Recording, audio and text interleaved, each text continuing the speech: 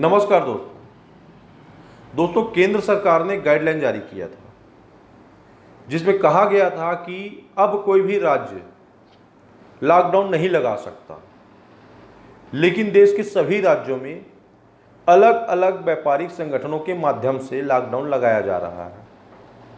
व्यापारिक संगठन वाले प्रशासन से लॉकडाउन की मांग करते हैं और प्रशासन इनकी मांगों को मानकर लॉकडाउन की आदेश जारी कर देते हैं। तो मैं समस्त व्यापारिक संगठनों से पूछना चाहता हूं कि आप लोगों के लॉकडाउन की मांग करने के पीछे का लॉजिक क्या है, क्योंकि पिछले 6 महीनों से हमारे देश में प्रत्यक्ष और अप्रत्यक्ष रूप से लॉकडाउन लगने का सिलसिला जारी है और साथ ही साथ कोरोना के जो मामले हैं उसके बढ़ने का सिलसिला भी जारी है। आज 51 लाख के पार हो चुके हैं हमारे देश में जो कोरोना के मामले हैं।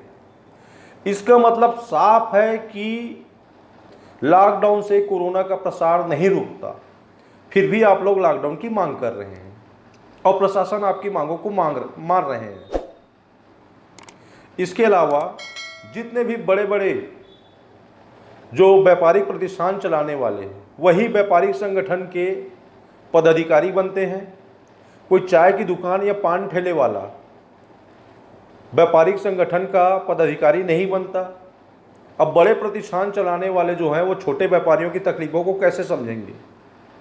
अगर उनको छोटे व्यापारियों की तकलीफ़ें नज़र आती तो ये शायद मांग नहीं करते।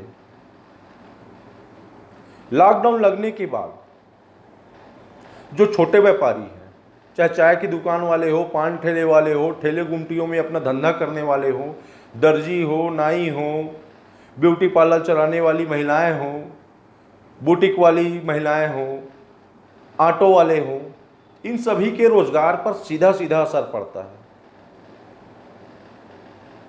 जो बड़े व्यापारी हैं उनको कोई फर्क नहीं पड़ेगा, 2 महीना, 4 महीना, 1 साल अगर लॉकडाउन रहे उनको कोई फर्क नहीं पड़ेगा, लेकिन ये जो छोटे छोटे दुकानदार हैं इनको सीधा सीधा असर पड़ता है। तो प्रशासन को भी इनके तकलीफों के बारे में सोचना चाहिए और प्रशासन से भी मैं पूछना चाहता हूं कि क्या आप लोग केवल बड़े व्यापारिक संगठन को ही किसी भी नगर और कस्बे का भाग्य विधाता समझते हैं? जो छोटे व्यापारी हैं, क्या आप उनसे पूछने जाते हैं कि हम लोग लॉकडाउन करें या ना करें?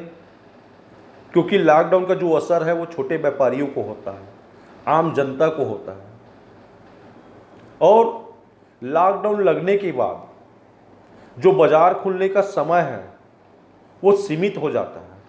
सीमित समय की वजह से आम जनता अपनी ज़रूरत के सामान खरीदने के लिए बाज़ारों की ओर भागते हैं, जिससे बाज़ारों में आम दिनों की अपेक्षा लॉकडाउन के दिनों में भीड़ बढ़ जाती है। अब जैसा कि आप लोगों का ही कहना है कि अधिक भीड़ बढ़ने की वजह से कोरोना फैलता है, तो आप लोग भीड़ क्यों बढ़ाना चाह रहे हैं बाज़ार में? लॉकडाउन से कोरोना रुके या ना रुके, लेकिन जो आर्थिक गतिविधि है वो रुक जाती है। और इसका ताज़ा तरीन उदाहरण हमारे देश की जीडीपी है कि किस हाल में पहुंच गई हमारे देश की जीडीपी लॉकडाउन की वजह से। तो इस ओर आपका ध्यान नहीं है।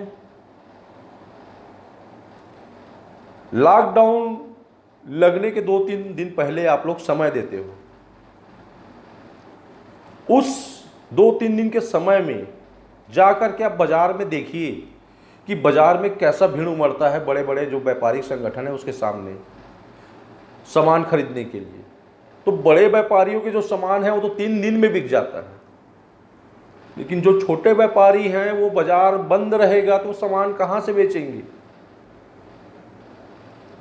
और सामान नहीं बेचेंगे तो कमाएंगे कैसे और अपनी ज़रूरतें पूरी कैसे करेंगे?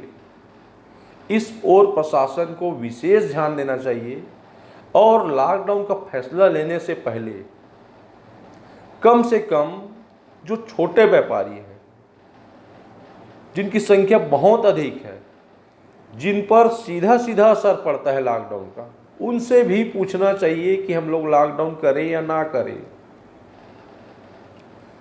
और यदि छोटे व्यापारियों की भी सहमति है तो बिल्कुल आप लोग लॉकडाउन कीजिए।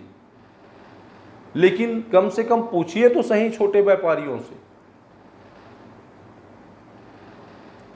कि लॉकडाउन करें या ना करें। आम जनता से भी पूछ लीजिए, क्योंकि आप लोग कहते हो कि आम जनता के लिए ही हम लोग लॉकडाउन कर रहे हैं, तो उनसे भी पूछिए, क्योंकि उनके भी रोजगार पर सीधा सीधा असर पड़ता है। लॉकडाउन की अवधि में जो जरूरी सामान है उनकी कीमतें 2-2, 4-4 रुपये बढ़ जाती है, और बढ़ी हुई कीमतों की वजह से आम जनता की जेबों पर सीधा सीधा असर पड़ता है। इस ओर भी प्रशासन विशेष रूप से ध्यान दे। एक तरफा चंद लोगों के कहने पर लॉकडाउन का फैसला ना ले। यदि आप लोगों को हमारा वीडियो पसंद आए तो लाइक कीजिए, शेयर कीजिए, हमारे चैनल को सब्सक्राइब कीजिए, और यदि आप हमारे इस वीडियो को फेसबुक के माध्यम से देख रहे हैं तो हमारे फेसबुक पेज को भी लाइक कीजिए। धन्यवाद।